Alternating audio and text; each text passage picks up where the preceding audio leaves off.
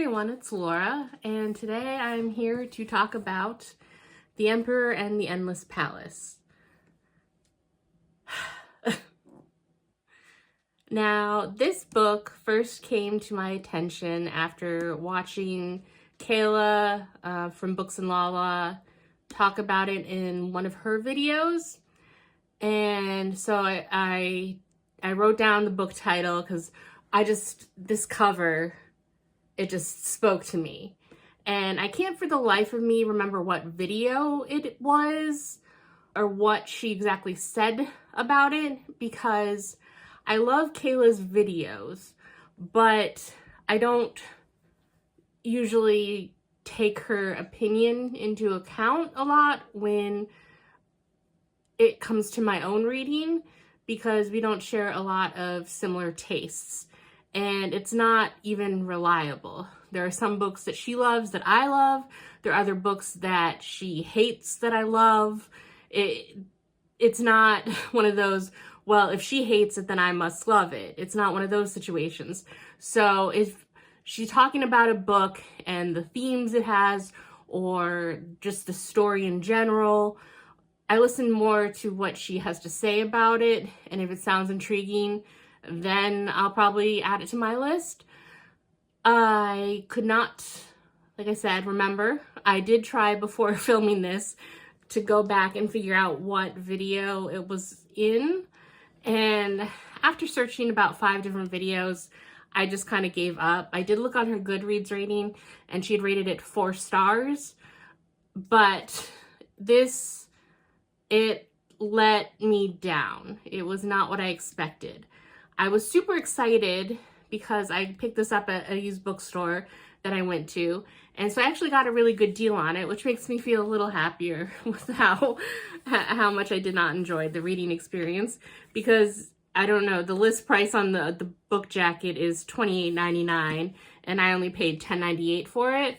So good deal for a book that I'm going to, as much as I love the cover, I'm going to be unhauling this again, because let me read you the book jacket, okay? And see if you kind of got the same idea that I got from the summary. So the book jacket says, in the year 4 BCE, an ambitious courtier is called upon to seduce the young emperor, but quickly discovers they are both ruled by blood, sex, and intrigue. In 1740, a lonely innkeeper agrees to help a mysterious visitor procure a rare medicine, only to unleash an otherworldly terror instead. And in present-day Los Angeles, a college student meets a beautiful stranger and cannot shake the feeling they've met before. Across these seemingly unrelated timelines, woven together only by the twists and turns of fate, 2 men are reborn, lifetime after lifetime. Within the treacherous walls of an ancient palace in the boundless forests of the Asian wilderness, in the heart-pounding cement floors of underground rave scenes, our lovers are inexplicably drawn to each other, constantly tested by the worlds around them. As their many lives intertwine, they begin to realize the power of their undying love, a power that transcends time itself, but one that might consume them both.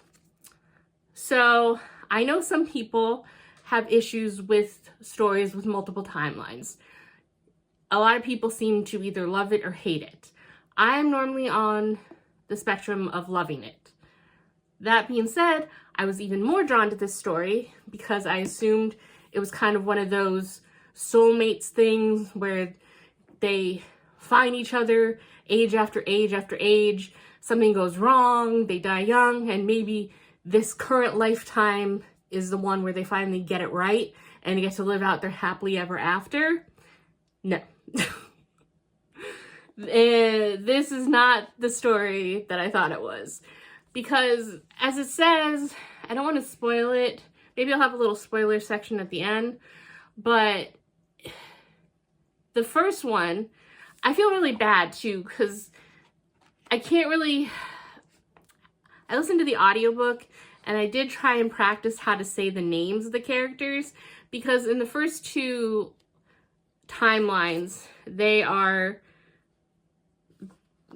characters are Chinese, and they have traditional Chinese names in the first 2 timelines, and I am just gonna butcher them.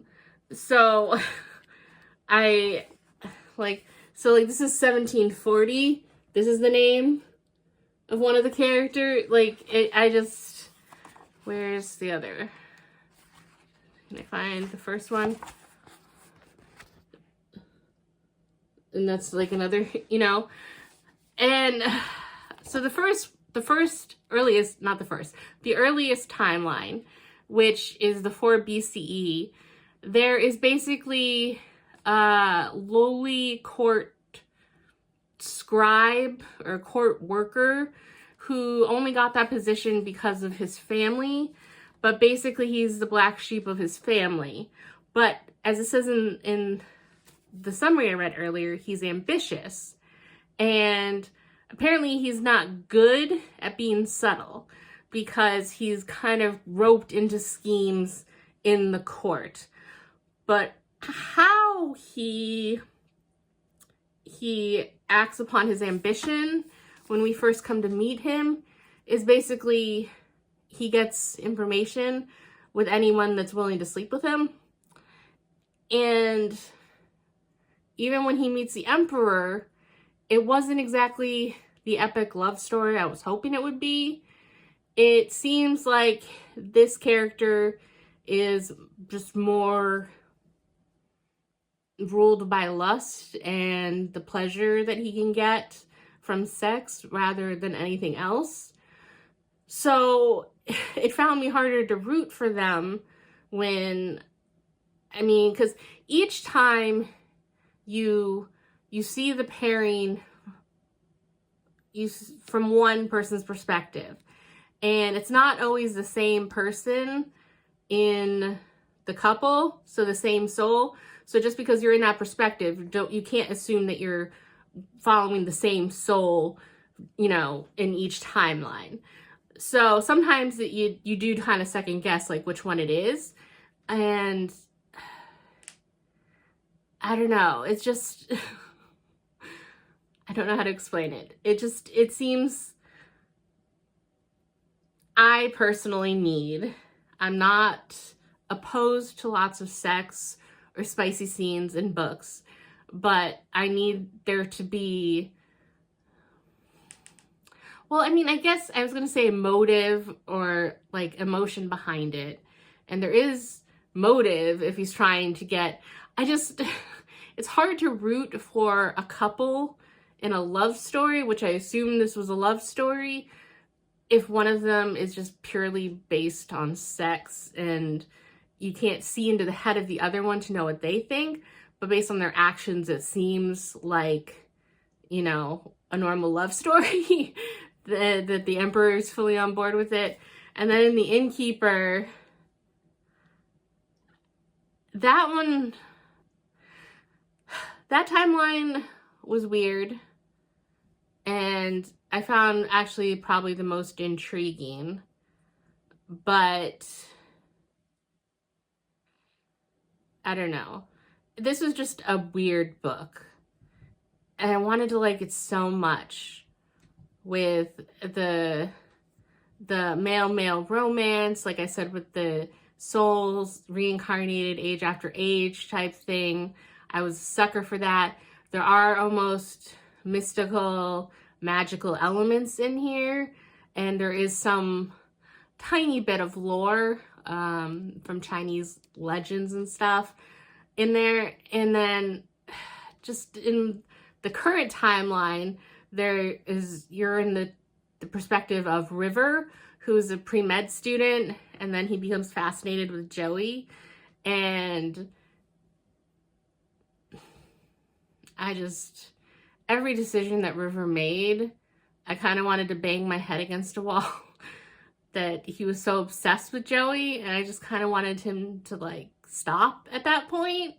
And that's not how I thought I should feel at that point in the book.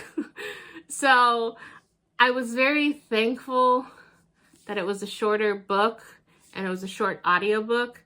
Honestly, if I was reading this physically, I probably would have DNF'd. And it actually pains me physically to say that, because so much of the writing style I liked, and again, so many elements of the story I liked the concept, but the execution, not so much. And it was frustrating even more because I was kind of eager to continue, because how I personally deal with a lot of the switched perspectives and switched timelines is I'll get fully invested and then we'll switch and I'll be like, no, I want to know what happened to the first timeline. And then as I get invested in that one and we switch to another, I get mad again. But it keeps me reading eagerly to complete the book. At this point, I actually had to physically stop the audiobook a few times though, because of the secondhand cringe and embarrassment of how things are going.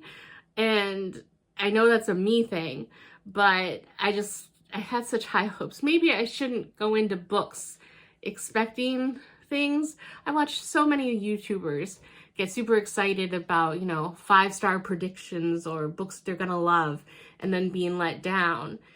And I was severely let down. Maybe it was an expectations versus reality thing in my case, but I am going to give this a 2.5 and unhaul it, like I said.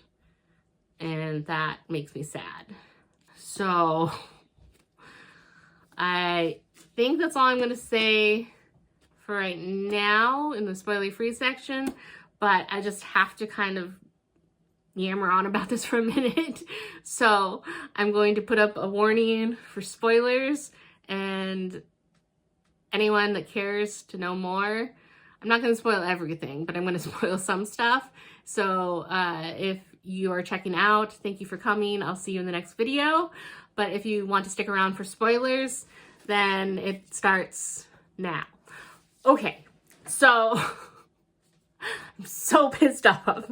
So the first timeline, it has the court, like I said, he's all about sex and that's all he cares about. And then he gets roped in by, I think it was the grandmother with the poor emperor, and the poor emperor seems so sweet and gullible, and I love him, and he's just a cinnamon roll. And then there's the whole drug thing the grandmother keeps feeding the court official. Again, I wish I could say his name. Dongshan, I don't.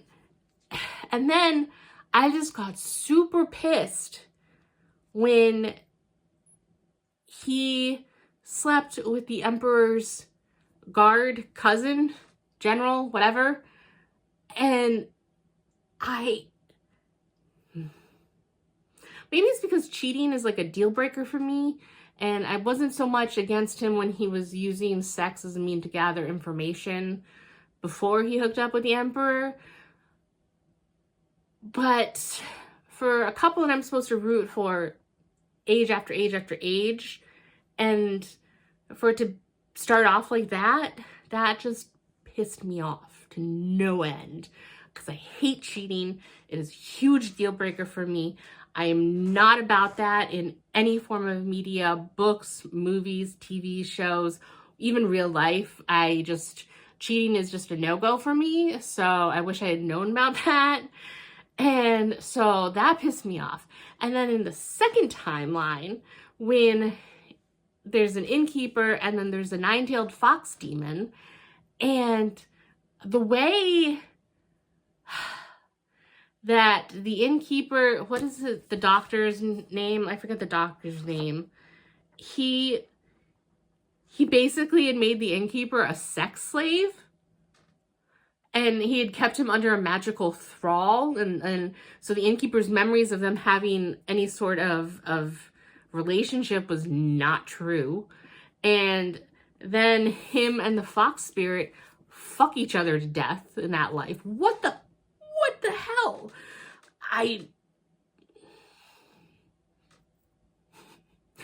Nope. And then in the current timeline with Joey and River, Joey, he just needs to fucking get his act together, because he claims he's doing all of this for River, and yet he doesn't really care about what's best for River. And then at the end, River finally realizes what a shit Joey is and has always been in every lifetime, and he walks away. What? I read the book for that? Are you kidding me? Are you kidding me? No. No, no, no, no, no, no, no, no.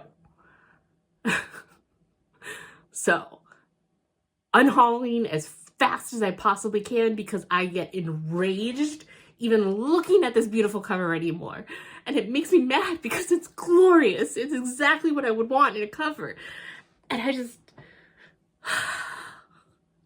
So if anyone has a story that has soulmates through time that is better, that doesn't have just awful characters as the couple, I would appreciate a recommendation because this is not it. No. And I was so happy to have Asian main characters, to have male characters. It was so much, everything that I was looking for and interested in. And no. So 2.5 might be generous, but like I said, parts of it were well written, and some of the little twists and turns I didn't see coming. It was well done, so that means like it should be more than maybe. I'll say 2.5 for right now. Maybe with some distance that will change, but I can't go for 3 above. So yeah, sorry for the little rant, but I just could not keep that to myself because it was. So that's my thoughts on this book, and I will see you in the next one. Bye.